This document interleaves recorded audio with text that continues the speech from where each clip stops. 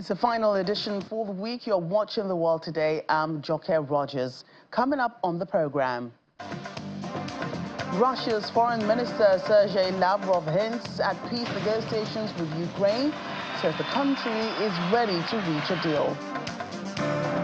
The mayor of Kyiv, Vitaly Klitschko, on the other hand, says Ukraine may give up part of its land as part of a peace deal with Russia. Plus, Hamas Health Ministry says at least 50 Palestinians have been killed in Israeli strikes across Gaza. Let's begin The World Today. A peace negotiation in Ukraine might just come sooner than expected after Russia's Foreign Minister Sergei Lavrov said Moscow is ready to reach a deal, although there are still some specific points that need to be fine-tuned. This development comes after U.S. President Donald Trump urged Russian leader Vladimir Putin to halt attacks, and a rare reproval following the deadliest strikes on Kyiv in months that left at least 12 people dead. Mr. Lavrov says the U.S. president is the only leader on earth who recognizes the need to address the root cause of the conflict, even though he did not spell out the elements of the proposed deal. In a separate development, U.S. envoy Steve Witkoff has met with Russian President Vladimir Putin in the Kremlin, where talks on Ukraine peace deal is still expected to continue. Meanwhile, in a quid pro quo move, the mayor of Kyiv, Vitaly Klitschko, has responded to Russia, hinting on a hope for a peace deal. Mr. Klitschko says the country may have to give up its land as part of a peace deal with Russia.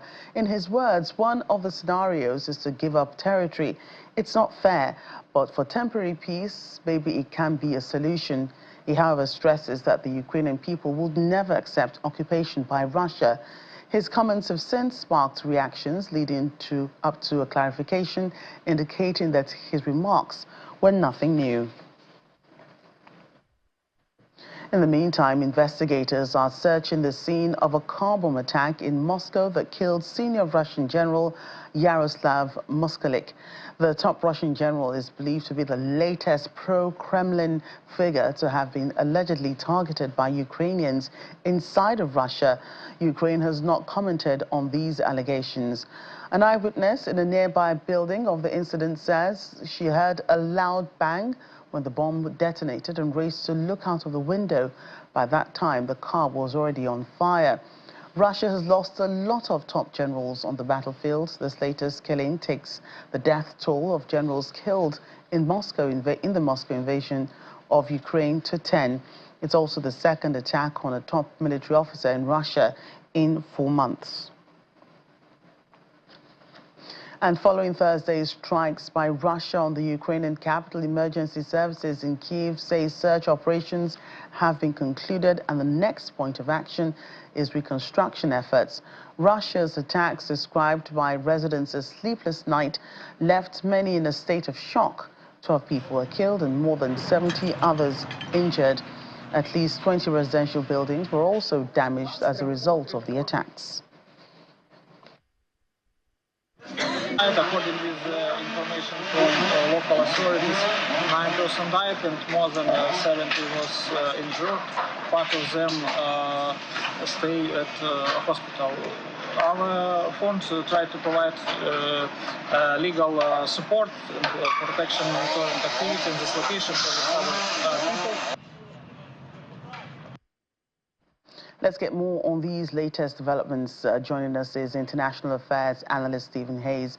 He joins us from Washington. Stephen, great to see you again today. You as well. Good afternoon.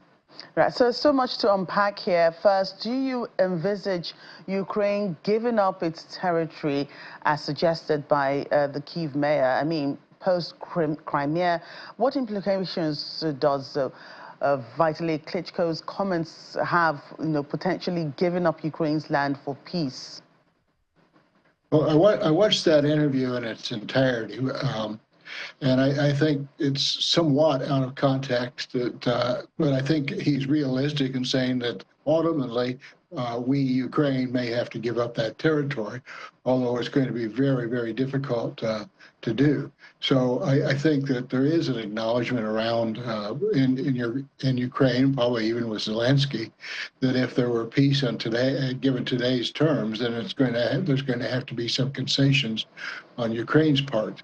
The issue is what concessions are the Russians making?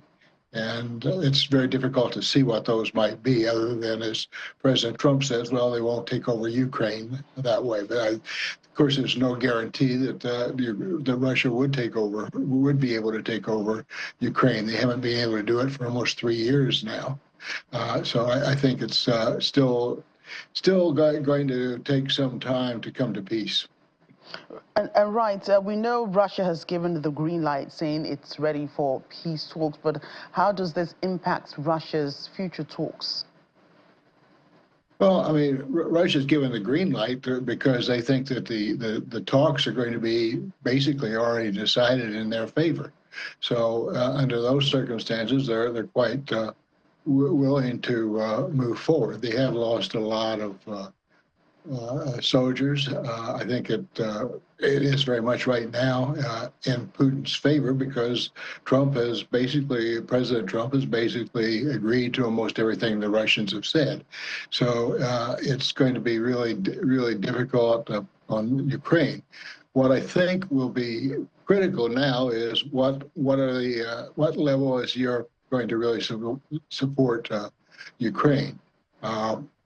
Are they going to send troops? So far, they've said they'll send troops in to manage the process after agreement, but there's no certainty of further support beyond that. So I think that Ukraine's in a very difficult position. Right, and it has been said, I think Ukrainian officials or Russian officials have said that the U.S. President Donald Trump seems to be the only leader on earth that can get the Russian president to budge and actually consider peace negotiations. What do you think might have transpired between both leaders for Mr. Putin to actually, give it a thought, apart from, suggestions on giving up land in Ukraine, which Vitaly Klitschko said that the Ukrainians would probably never accept after fighting for years to keep their land? Well, it's unclear to me as to what President Putin has actually conceded, and I think that Trump, I think he has.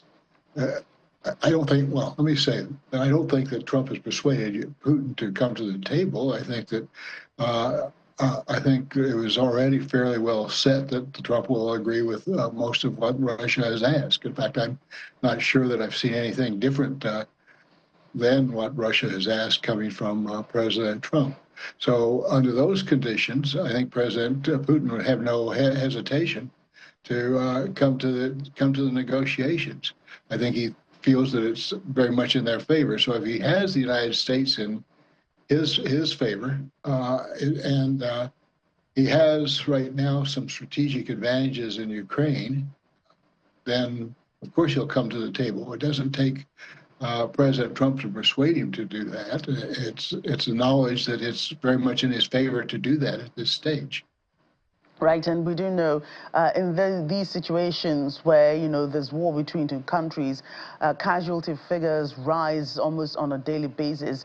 The Russian General Yaroslav Muskalik is, one of the cases I'm talking about. It's a second attack on a top military officer in Russia in 4 months. Ukraine has not, commented on this, whether it was behind it or there are suggestions that it might just be. What does this signal about Russia's military strategy and potential vulnerabilities? Well, I think in terms of its vulnerabilities, it shows that a limited number of military officers can be reached by Ukraine. It's not simply a one-way street, but I don't think that it does a lot to change the calculus. One car bomb every 2 or 3 months, killing one general, is not going to change the course of action. Let me also say, in terms of what was said about President Trump being able to get President Putin to the table, there is a valid argument, and President Trump has stated, I think somewhat correctly, the root causes of the Ukraine war. One is the entry of NATO, if Ukraine were to become part of NATO, which is a non-negotiable to Russia, and then the lack of any any safe access to the Black Sea, unless that territory is ceded and controlled by Russia. So those are, I think, two of the key elements, and those have to be resolved. So President Trump isn't wrong to say that those, I think, are the two of the key elements, and the fact that he has stated that and understood that is a positive, and particularly to the Russians. And in your opinion, as an expert in this field and going by the latest developments, how soon do you predict an end to this war, or at least a peace deal? That's very, very difficult. I think what now is going to be key. There's two missing voices in this. Basically, Russia and the U.S. have been speaking. Ukraine has had little input other than to say we're not going to accept it. But what's going to be now key, the Europeans become far more important. Are they going to sustain the support for Ukraine by weapons, by diplomacy, and any other means, or are they going to step back and say, look, let's have an agreement, and then we will supply troops to guarantee the peace. That's the strongest statement that they've made as well. They have said that they're going to continue support, but that may be changing. So I think the European statements now will be critical as to the Ukraine decision. If Ukraine sees that they have really almost no support, then and I think everyone agrees that the loss of life needs to stop. But it will really now be, I think, in Europe's hands as to how much support they're going to promise as to what Ukraine can do. But in terms of negotiations, it's almost a surrender to Ukraine. And I think Ukraine sees that. I think the mayor of Kyiv also essentially said that. It'd be a very bitter pill to swallow, and it's going to, I think, going to be difficult. In short, to answer your question, I guess it hasn't been in short, but to answer your question, I think it's going to take some time, but at the same time, it could come very quickly. I just don't see it coming that quickly, though. Right. So international affairs analyst Stephen Hayes, thank you for your time. A pleasure having you on the program again today. Thank you. An honor as usual. Let's move on. We're in India now, which has downgraded its ties to Pakistan days after gunmen killed 26 people in the tourist town of Pahalgam in the disputed Kashmir region. Dozens of tourists have begun fleeing Kashmir following the attack. The Indian government blamed on Pakistan, accusing it of supporting cross-border terrorism. India's Foreign Secretary Viram Misri noted that the cross-border linkages of the April 22 attack in Indian-administered Kashmir had been brought out and that the government had decided to act against Pakistan. Meanwhile, Pakistan's defense minister has denied allegations of Islamabad's involvement, calling the attack a homegrown incident. Meanwhile, amid the growing tensions, India says it will immediately shut its main land border crossing with Pakistan, and Pakistani nationals would no longer be able to travel to the country under the South Asian Association for Regional Cooperation Visa Exemption Program. In retaliation, Pakistan has also suspended all visa services for Indian nationals under an exemption scheme. The government of Pakistan has also imposed a series of retaliatory measures against India, including expelling its diplomats, minimizing the number of Indian High Commission staff in Pakistan to 30, and shutting its airspace to Indian-owned and operated airlines. Indian Prime Minister Narendra Modi has vowed that the criminals of the attack and their supporters will not go unpunished. In the meantime, the United States says it's closely monitoring the escalating tensions between India and Pakistan following the deadly attack in Kashmir. Briefing journalists in Washington, U.S. State Department spokesperson Tammy Bruce, who didn't comment much on the situation, said the U.S. will take no sides on the state of Jammu or Kashmir.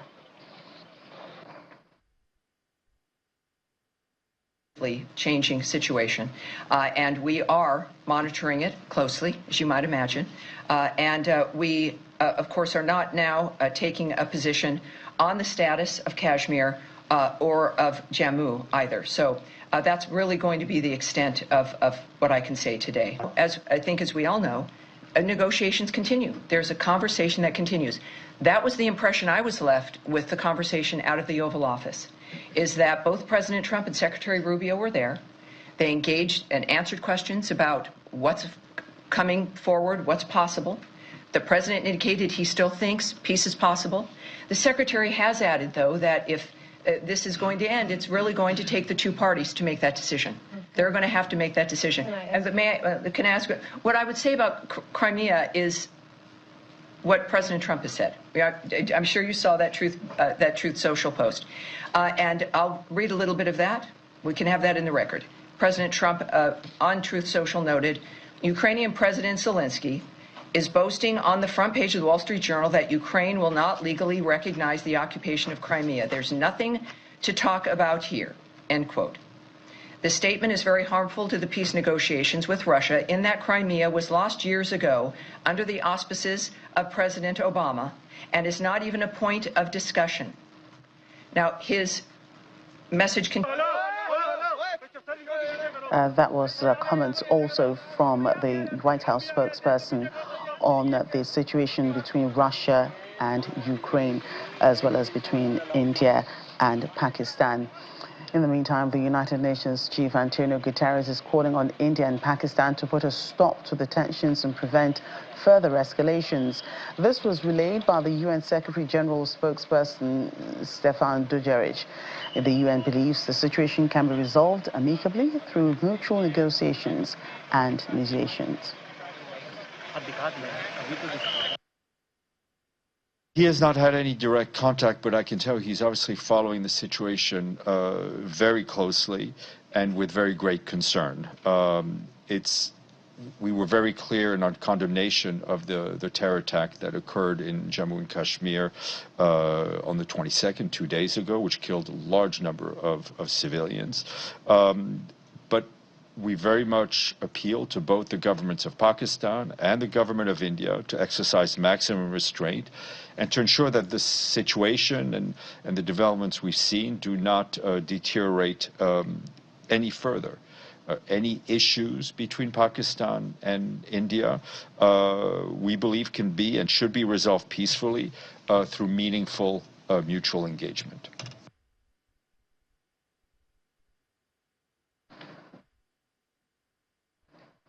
Still ahead on The World Today.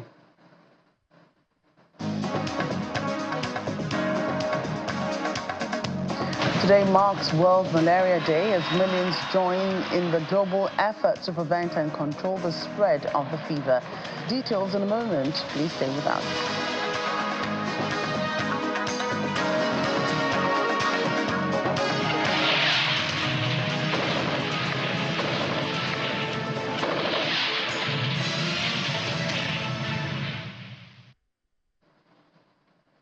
Welcome back to The World Today. South Africa's Finance Minister Enoch Godongwana has raised concerns about deepening vulnerabilities in emerging markets and across the African continent, calling it a pressing challenge. He made the remarks while attending the second G20 Finance Ministers and Central Bank Governors meeting in Washington, D.C. Well, key topics on the agenda included the replenishment of the African Development Fund, the high cost of capital for African nations, and ongoing reforms to the international financial architecture. There was no official communique issued after the meeting. Mr. Godongwana offered an explanation for that decision.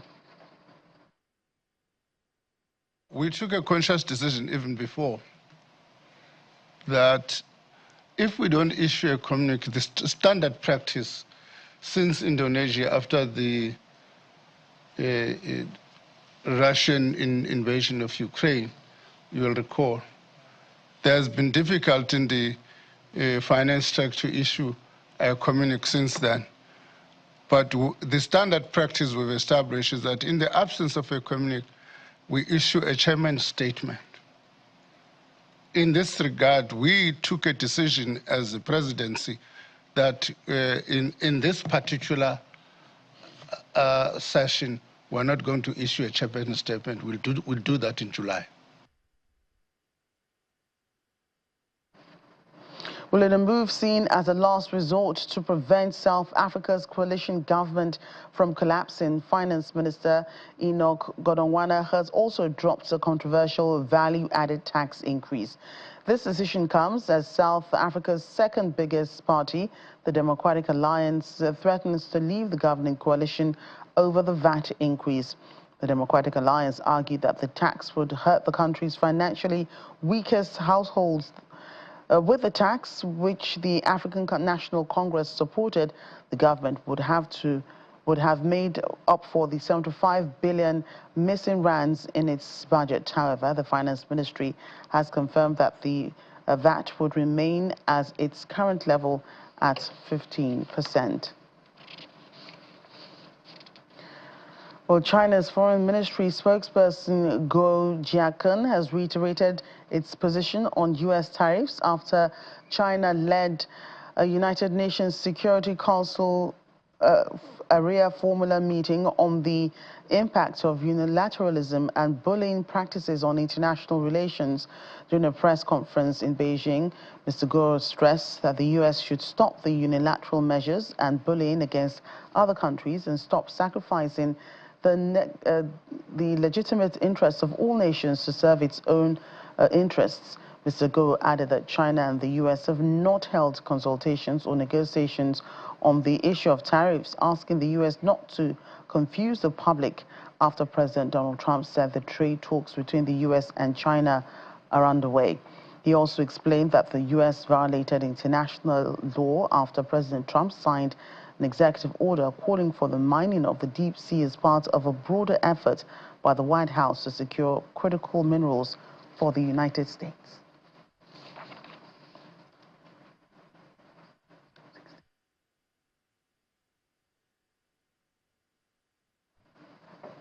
Well, the European Union is slamming major fines on Meta and Apple. The two American tech giants will have to pay 700 million euros to the bloc for violating a new law intended to fight tech monopolies. We'll bring you that in a moment. The rest of that, which is the latest of its fine of its kind to be handed out by the US, EU, and was announced this week. We'll bring you that in a moment.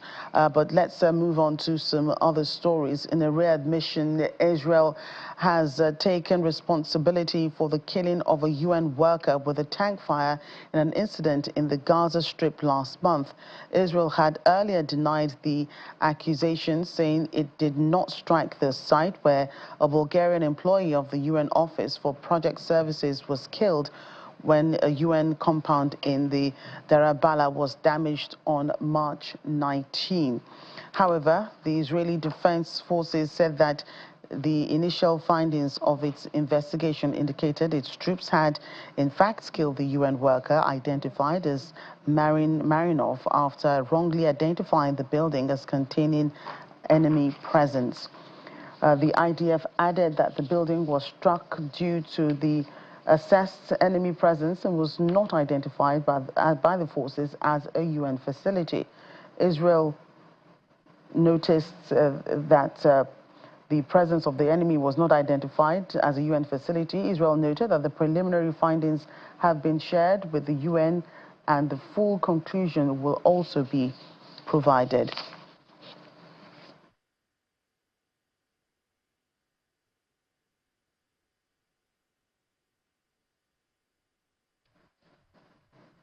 Let's take a look at health now. The Lagos state government here in Nigeria says it's working towards eliminating malaria by bringing it down to 1%. The State Commissioner for Health, Professor Akin Abayomi, who made this known in Alausa, Ikeja, after the state's 2025 World Malaria Awareness Walk, asked residents to know their health status before treatment. He says the state government is developing a smart health information platform, which is a digital initiative to ensure accurate data as well as accurate diagnosis to win the fight against malaria. Malaria is a serious mosquito-borne infectious disease caused by a parasitic protozoa belonging to the genus Plasmodium. The infectious disease has taken away many lives and still continues. According to the World Health Organization, in 2023, there were an estimated 597,000 malaria deaths worldwide, 263 million cases in the same year, and 95% of all malaria cases are found in the African region. The life-threatening disease is a major concern for government at all levels. In commemoration of the 2025 World Malaria Day, the Lagos State government, through the Ministry of Health, is creating awareness about the deadly disease. Officials of the ministry move around the state seat of power in Ikeja to sensitize the people with various messages on their plaque on how to prevent and treat malaria.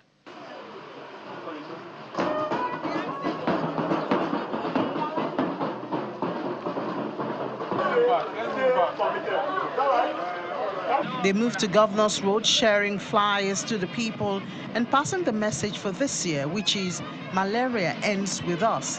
Reinvest, reimagine, reignite. Government and its partners are determined to accelerate progress towards malaria elimination. SFH Impact, together with the Lagos State government, is working together to make sure that cases of fever are being referred to the community. And also, we want all hands, everybody at the community, to collaborate. And that's one of the core principles of impact as an intervention, is collaboration, both at government and also at community level. Collaborate with religious leaders, traditional leaders, pressure groups, youth groups, and what have you. So this year's theme is Malaria Ends With Us. Goodnight is committed to supplying the products that would ensure that malaria menace doesn't continue in Nigeria. Our mission is to bring the goodness of health and beauty to consumers, and we do that by giving consumers meaningful and impactful products, one of which is Goodnight. So this year we're all out in full force to fight against the menace of malaria in Nigeria. The Commissioner, Professor Akin Abayomi, says the government is on a pathway to malaria elimination and eradication by ensuring that every case presented is tested before treated. It becomes important for us now to educate the public that if you have a fever and you think you have malaria, the most important thing for you to do is to test. So there is no excuse why you should be treated for malaria without testing first. It's very fast. It's a cartridge. You just put a drop inside the cartridge, and within minutes, you know whether you're positive and negative, just like COVID, if you all remember. And so we're making it now because actually the test is cheaper than the treatment. So it's better for you to know what is wrong with you. If it is not malaria, then let your doctors find out what is really causing your fever.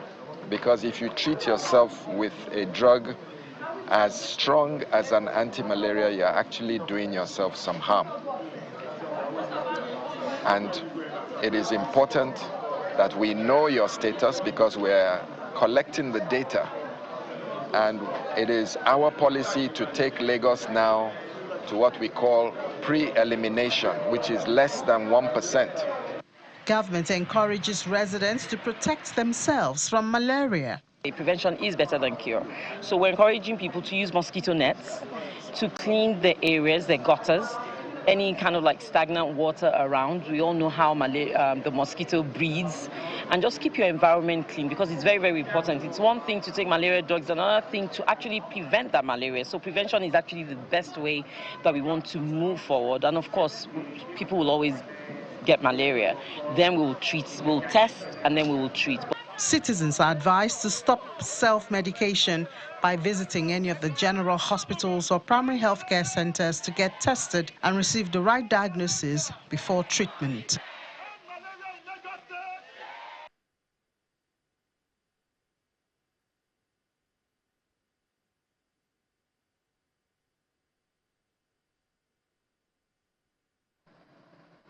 Let's get highlights from the third edition of the GITEX Africa 2025 that took place in Marrakesh, Morocco.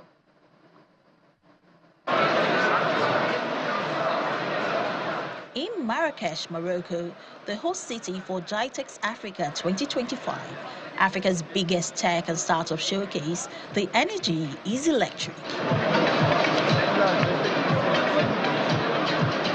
From fintech to AI, health tech to agri-tech and even ed-tech, the future is on full display across the 24 halls. With over 800 startups, exhibitors and delegations from more than 140 countries, this tech event is a global melting pot of ideas, ambition and collaborations.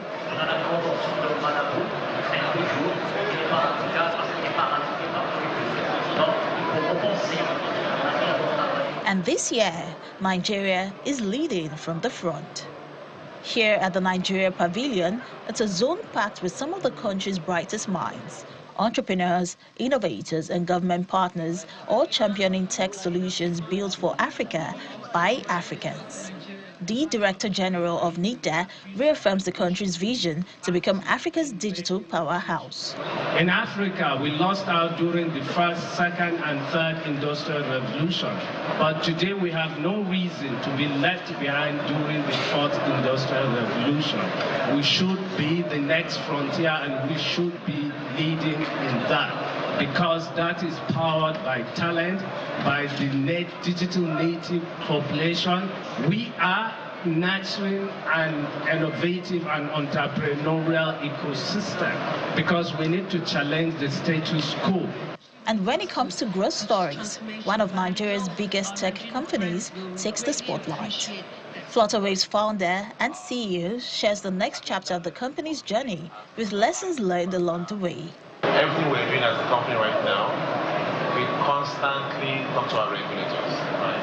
And it's not when we talk to them a lot more when something is wrong.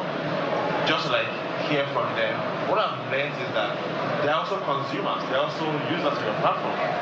So when they turn up the delivery heart for a second and they talk to you like a customer, they give you real life scenarios that helps you to reshape your product. 12 standout startups were handpicked by NIDA to represent Nigeria at GITEX, including Schooler and Delimo, two edtech innovators transforming the learning experience for African students.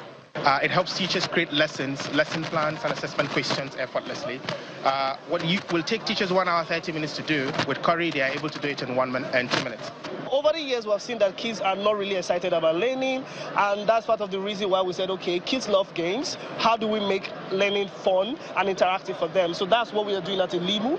And we're here at GITEX to show the world our solution, to tell them that learning can be fun and kids can still be interested with learning. And just when you think it couldn't get any better, GITEX Nigeria is gearing up to take center stage this September, welcoming the world once again, but this time on home soil. Nigeria is already there, and when GITEX comes to Nigeria this year, I heard they're coming in September, you see the same level of turnout, right? Nigeria is home to the biggest unicorns in Africa, as you probably know. Nigeria is a hub and crux of payment scale. So when it comes to Nigeria September, it will be a very massive successful event. Every corner of GITEX Africa 2025 is alive, with booths buzzing, deals being made, and investors eyeing the next big thing. But beyond the business, it's the spirit of possibility that makes this forum magical.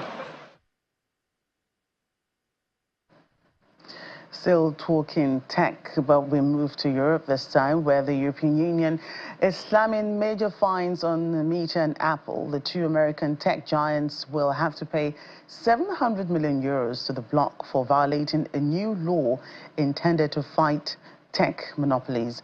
This is the first fine of its kind to be handed out by the EU and was announced this week. Well, joining me for more on this is DW correspondent Marie Sinner in Berlin. Marie, what exactly is the reason for these fines? Well, the reason is a new and in some ways groundbreaking digital law. The law is called Digital Markets Act, and it's meant to keep big tech companies like Meta, like Google, like Apple from abusing their power in the EU. Its goal is to give consumers control over how their data is used, and it's meant to prevent tech monopolies, so ensure that new businesses have a chance to establish themselves as well. And according to the EU, Apple and Meta have been breaking this very law. Concretely, the EU is saying that Apple violated this law because it restricted how app developers could communicate with customers. Apple prevented app makers from pointing its users to cheaper options outside of the Apple App Store, and that's why it has to pay 500 million euros to the European Union. And Meta, which owns Facebook and Instagram, is being fined 200 million euros because it essentially forced its users to pay for data privacy. So Meta's users have to choose to allow Facebook and Instagram to use their personal data to provide them with targeted advertisements. And the only other option is to pay a subscription fee for an ad-free version. So the EU here is using these fines to protect its consumers and to ensure that there's a level playing field among tech companies. And what's with the reaction from Apple and Meta? Well, it's not been positive. It's fair to say that. Apple has already said it will appeal the fine. It says that the EU is unfairly targeting Apple with this decision, and it complained in a statement that it has already spent hundreds of thousands of engineering hours to comply with the law, but that the EU keeps coming up with stricter regulations, keeps moving the goalposts, as they said. And Meta had some very strong words. Its Chief Global Affairs Officer, Joel Kaplan, accused the European Commission of targeting American businesses specifically. He said that the EU is allowing Chinese and European businesses to operate under different standards than American ones. So that's a pretty big accusation here. He also called the fine a multi-billion-dollar tariff obviously being kind of the buzzword of the year. The Commission spokesperson rebuked those statements and said that the EU doesn't care who owns a company and where it's located. They only care that companies play by the EU rules. So some tense exchanges there. Well, thank you for that update. Moving along now, a Niger-based migrant rights group says the Algerian authorities have rounded up more than 1,800 migrants and left them at the Nigerian border in a record expulsion earlier this month. Well, the Sahara, which monitors migration across the region, says the migrants were bused to a remote desert area known as Point Zero after being apprehended in Algerian cities. The mass deportations come amid rising tensions between Algeria and its southern neighbors, all now led by military juntas that ousted elected governments previously aligned with Algiers.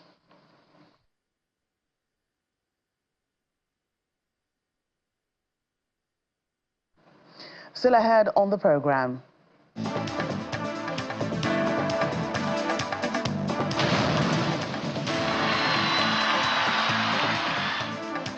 Villagers delight in sleeping on sand where there's an abundance of in Madura Island, Indonesia.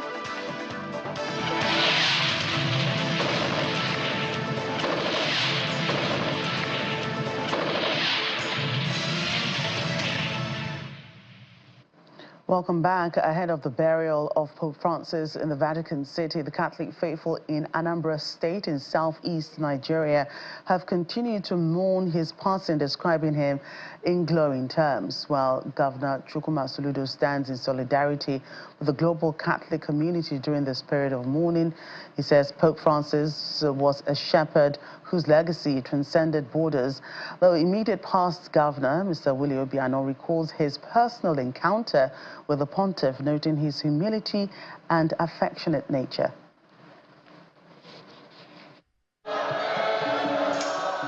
warm tributes have continued to pour in for the late head of the Catholic Church and sovereign of the Vatican City-State, Pope Francis, from Catholic faithful in Anambra State, beginning with Governor Chukwuma Soludo, who joins the global Catholic community in mourning and celebrating the pontiff. In his tribute, Governor Soludo describes Pope Francis as a shepherd whose legacy transcended borders. His teachings on love, mercy, and solidarity touched base with the people of Anambra, inspiring the government to build a society rooted in dignity and hope. Indeed, the Holy Father's passing on Easter Monday, a day symbolizing Christ's triumph over death, is deeply instructive and a reflection of the enduring power of resurrection and hope. In his words, perhaps it's even more personal for the immediate past governor of Anambra State, Willie Obiano, who shares his close encounter with the Pope during his investiture as Knight Commander of the Pontifical Order of St. Gregory the Great in Rome, noting his simple, humble, and free demeanor. On January the 14th, 2020, my family and I arrived at the Vatican for the conferment of Knight Commander of St. Gregory the Great, which took place on January the 15th. We stayed in the Pope's house. In the evening, during dinner, the Pope joined us for dinner. And after exchanging pleasantries, my son quickly rushed to him and requested to have a selfie with him. Surprisingly, the Pope agreed, pushed the table back, and took a selfie with my son. The next day, after the investiture as Knight Commander, the Pope gave us gifts of rosary, and I brought a gift of my own, a zuchetto for the Pope. When I gave the Pope the gift, he looked at it and checked inside, then removed the one he was wearing, put the one I gave him, and gave me the one he was wearing. You know, we were touched. We didn't know such a thing would happen. We treasured immensely this gift, and ever since, it has adorned a pride of place in our family altar. Pope Francis is an embodiment of love, of affection, of warmth, of compassion, of inclusiveness, and of humility. We will miss him very dearly. Yet another former governor of Anambra State, Peter Obi, speaks of his own personal experiences with the late Pope, including his membership of Scholars, Occult Hunters, an international think tank founded by the Pontiff. Mr. Obi attended his line in state alongside global dignitaries.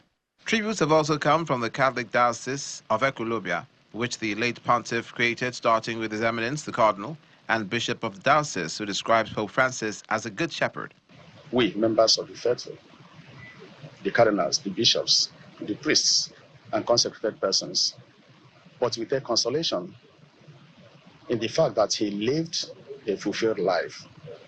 He was a good shepherd, father of many, voice of the voiceless. His life of simplicity, joy, consolation, peace, justice, especially his humility, all these console us, give us joy that he lived fulfilled life. The priest and laity are not left out as they praise too, as they commend the reform the Pope brought to the church. Psalm 116 verse 15 says, "Precious in the eyes of the Lord is the death of a saint." And having said that, we mourn his demise because we love him, but we have hope which he taught us as a good shepherd. In this year of Jubilee year, pilgrims of hope, we hope he will reach God's kingdom. We really miss a shepherd that smelled the sheep, and with that, it's like a part of a brother diocese, because he's the one that created this diocese and gave us the cardinal. So that's why we are most affected. But see, it's the will of God. He lived to be 88. We thank God for that. It's a privileged age. And I would say as a Pope, he did a lot too. One of the things he did was in the spirit of synodality. He was trying to bring women along to the church. What I mean by bringing women along to the church, making the church to be actively inclusive of women. The Catholic faithful say they are consoled by the fact that Pope Francis lived a fulfilled life, has served as a father to many, a good shepherd, and one who lived a humble life.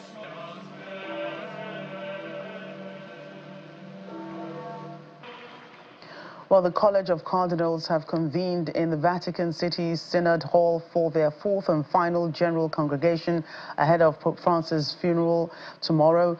Cardinals gathered as they discussed the future of the Church in preparation for the upcoming conclave.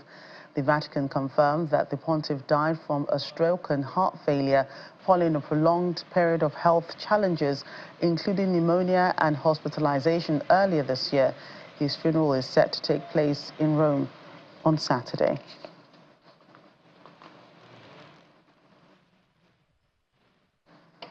Meanwhile, head of the Catholic Church in Ireland and Irish President Michael Higgins are among those arriving in Rome ahead of the Pope's funeral. 50 heads of state and 10 sovereigns have confirmed their attendance at the funeral, including Mr. Donald Trump and Prince William. It has also been confirmed that Northern Ireland First Minister Michelle O'Neill will attend after she cut short a family holiday. Having visited St. Peter's Basilica, in a statement, President Higgins says Pope Francis' work on peace and sustainability must be remembered. Well, curious crowds gather around an automated teller machine producing the peculiar humming sound inside one of the busiest shopping malls in the Putuo district of Shanghai. This ATM is not just ordinary cash dispenser, it's the world's first gold recycling ATM. More than a dozen onlookers watching as a piece of gold jewelry melts at a staggering temperature of 1,200 degrees Celsius. This machine can buy and sell gold and has been launched in about 100 cities across China, with plans to install a second unit in Shanghai. It provides a quick alternative to traditional jewelry stores and attracts customers eager to cash in on soaring gold prices.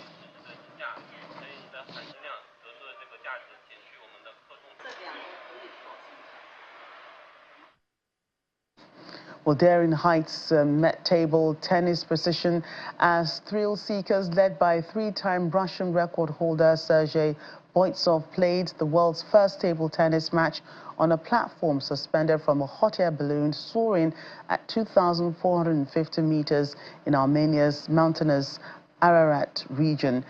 This footage from March 12 shows the athletes in full swing competing mid-air with a backdrop of stunning peaks. In one jaw-dropping moment, Boitsov even parachutes off the platform in pursuit of a runaway ball.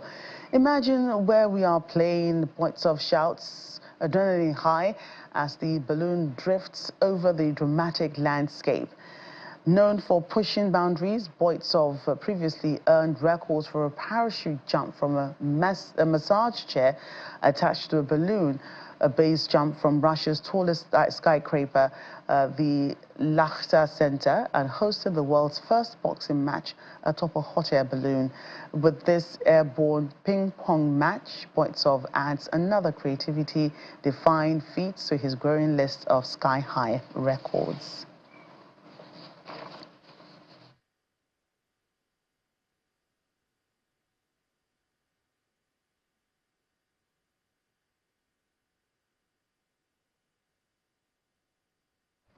The villagers of Sumenep Regency in Indonesia delight in sleeping on sand. It's a unique practice that has recently gone viral on social media, bringing tourists to test it out. The tradition of sleeping on sand has been passed down, originating from ancestors who practiced it hundreds of years ago. The community leader, Juhari, says his parents said it's better to sleep in the sand than on the mattress, especially if the body aches. Other residents claim that the direct contact with nature provides numerous benefits. The sand used for the beds is sourced from Mount Sand, which the villagers claim has never been walked on by humans.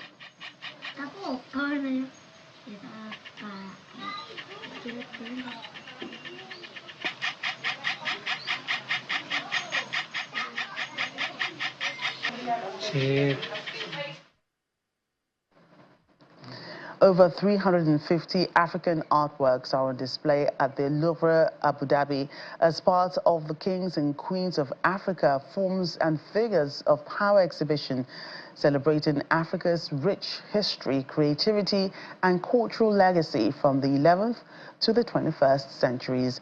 The first of its kind exhibition in the UAE and the region dedicated to African art explores leadership across more than 20 African kingdoms.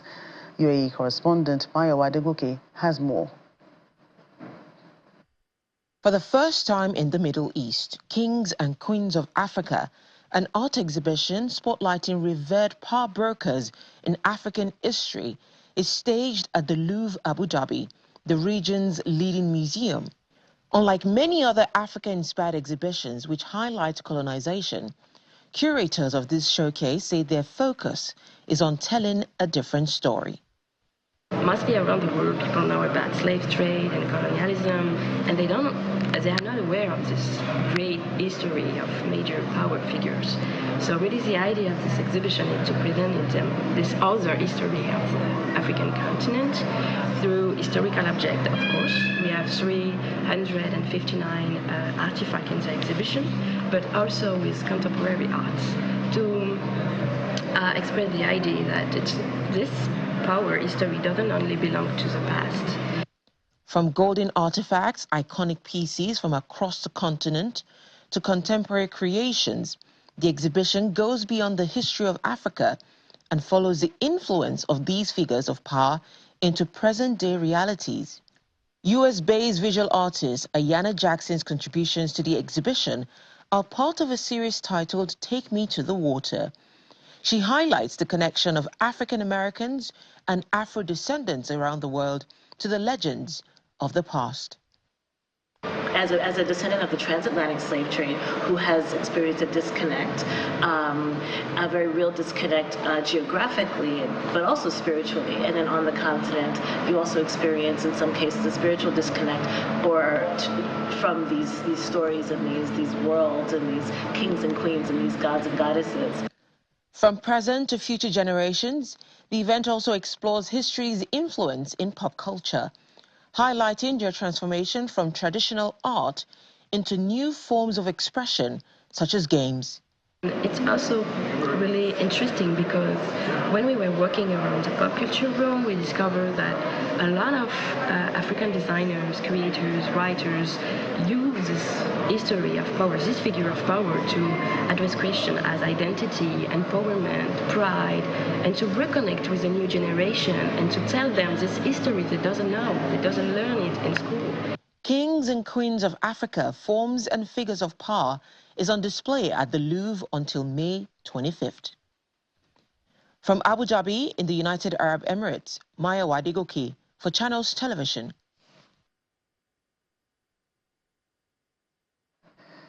That's our program this week. Thank you for watching. I'm Choke Rogers.